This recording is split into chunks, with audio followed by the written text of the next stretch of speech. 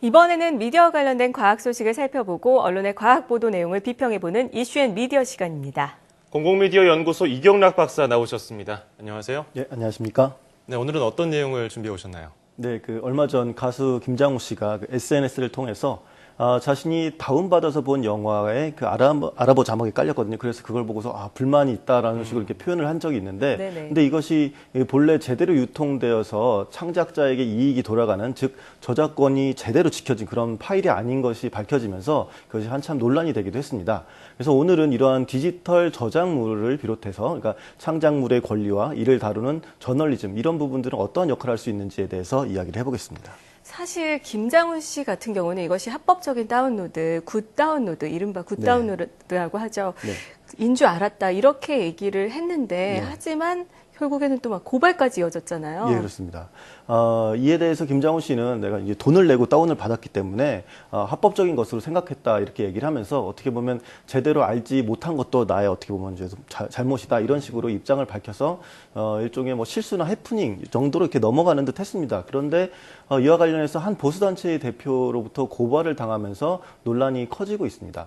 그런데 또 살펴보면 기본적으로 그 저작권법은 피해를 입은 당사자가 고발을 해야 하는 일종의 친고죄거든요. 그래서 이른바 저작권에 있어서 피해를 입었다고 볼 수 있는 그 배급업체 폭스코리아가 이 사건과 관련해서 자기네들은 법적인 조치를 취할 계획이 없다 이렇게 입장을 밝혔습니다. 즉 사실 이것이 법정으로 갈 문제는 아니다 이렇게 볼 수 있는 것이죠. 뭐 일단 배급사가 법적인 부분을 문제 삼지 않겠다 이렇게 얘기했으니까 더 이상 뭐 논란이 확산되는 건 아닌 것 같은데 그렇다면 여기서 궁금한 점은 이 김장훈 씨가 그런 법을 위반한 건가요? 이와 관련해서는 최근 그 여러 언론에서 이제 분석을 했습니다. 예. 뭐 지상파 언론에서도 많이 내보내기도 했는데 결론부터 말씀드리자면 불법이 아니라는 쪽이 더 강한 의견들입니다. 우리나라의 그 저작권법의 제30조를 보면 되는데 그 부분에서는 사적 이용을 위한 복제라는 항목에서 저작권 침해가 아닌 경우 이런 것들을 규정하고 있습니다.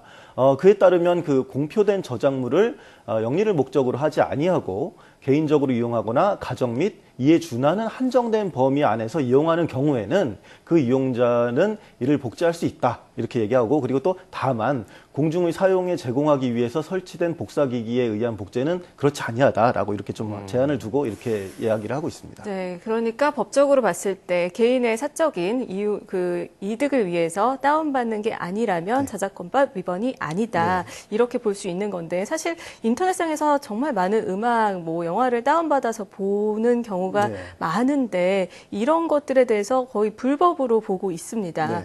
여기에 대해서는 어떤 이유가 있는 걸까요? 이와 관련해서는 뭐 다양한 해석들이 가능합니다. 그 블로터 단넷이라는 이제 그 언론의 보도를 보게 되면 저작과 관련해서 이제 남미서 변리사라는 분이 이제 한 얘기가 있는데 사람들이 용어를 불법 다운로드라고 이렇게 습관적으로 부르니까 그러니까 내가 인터넷으로 영화를 다운로드 받는 것 이런 것들이 전부 다 마치 이제 불법인 것처럼 됐다면서 이런 표현들이 어떻게 보면 죄의식을 갖게 해서 이익을 더 가져가려는 저작권자들의 의도이다라고 약간의 좀 음모론적인 그런 시각도 해석도 했습니다. 특히 텔레비전에서 뭐 캠페인으로 진행된 뭐 굿 다운로드 캠페인 이런 부분들을 대표적으로 꼽았는데요. 인터넷에서 이제 다운로드 받는 그 다운로더를 되게 음침한 분위기에서 킥킥킥 하면서 이렇게 막 다운로드 받는 거 이런 식으로 묘사하는 것 자체가 어떻게 보면 사람들에게 인터넷 다운로드를에 대해서 이제 죄의식을 갖게 하려는 그런 의도적인 표현이다. 뭐 이런 식으로 주장을 하기도 했습니다. 예전에 소리바다 사건을 계기로 이런 움직임이 커진 것 같은데 그런데 이런 캠페인에도 불구하고 법의 일종인 저작권법 위반에 대해서 면책 사유를 주는 건 왜 그럴까요?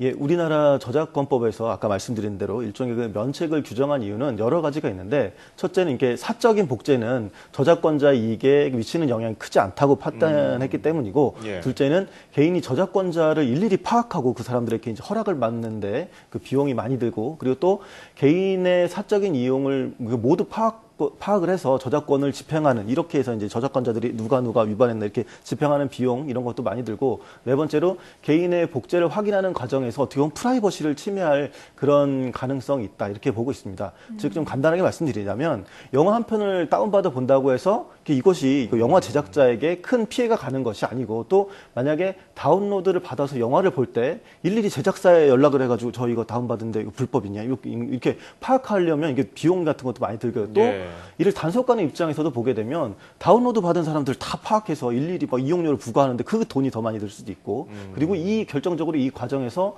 누가 무엇을 다운받았는지를 이제 좀 봐야 되지 않습니까? 이제 그 가운데서 개인정보가 상당 부분 침해될 수 있다. 이런 부분들이 이제 근거로 제시된 부분입니다. 네, 그렇군요. 근데 저작권이 좀 완화된 게 아닌가 이런 느낌이 드는데 과거 판례를 살펴보면 지금보다는 좀 더 엄격한 기준을 적용을 했던 것으로 알고 있는데 그때는 어떤 이유에서 그랬을까요? 예, 그 2008년이었습니다. 그 당시 서울중앙지법은 복제의 대상이 되는 파일이 저작권을 침해한 불법 파일인 것을 미필적으로나마, 그러니까 어떻게든 뭐 추측이나 이렇게 해서 알고 있었다면 적법하다고 볼 수 없다. 그러니까 불법이다. 이런 식으로 판시를 했습니다.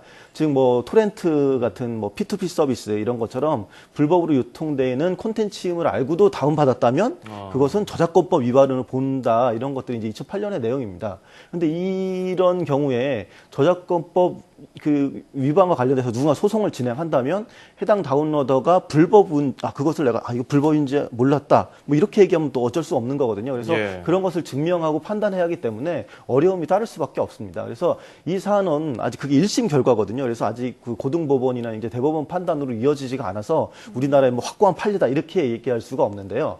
많은 전문가들은 여전히 그 저작권법 30조의 그런 면책적인 조항에 더 이제 좀 중점을 두고 있는 편입니다.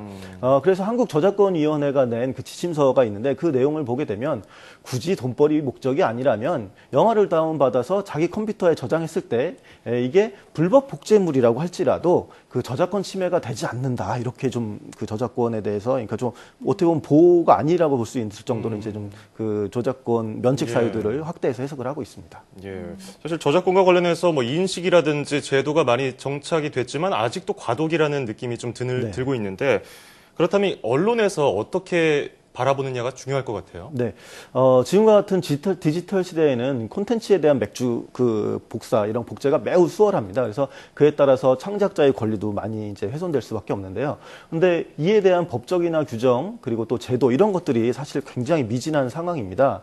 이른바 좀 미디어, 즉 언론들은 어떻게 보면 한편으로 이 저작권의 피해도 굉장히 많이 보거든요. 뭐 드라마 같은 경우에 이게 중국으로 넘어간 것도 그렇고, 뉴스 콘텐츠도 사실 그렇습니다. 근데 이렇게 새로운 기술의 발전 속도에 걸맞는 저작권 보호 문제를 어떻게 보면 언론들이 미디어가 좀 사회적 의제로 계속 부각시키고 좀 어떻게 보면 문화적 그런 문화를 만들어갈 필요가 있습니다. 그래서 오늘의 또 어떻게 보면 좀 제가 걱정되는 것 중에 하나가 오늘의 영화 사례만 생각하고 뭐 컴퓨터 프로그램도 내가 사적으로 쓰는 거니까 이런 거 괜찮은 거 아니냐 이렇게 또 해석하실 분들도 계실 것 같거든요. 그래서 그것은 사실 불법적인 행위입니다. 그래서 다음 시간에는 어떻게 이거 영화와 다르게 이런 것들이 이 영화와 다르게 이런 부분들이 불법인지 프로그램들은 왜 그렇게 저항될 수 있는지 이런 부분에 대해서 다음 시간에 좀 더 추가적으로 이야기를 해보겠습니다. 네, 잘 알겠습니다.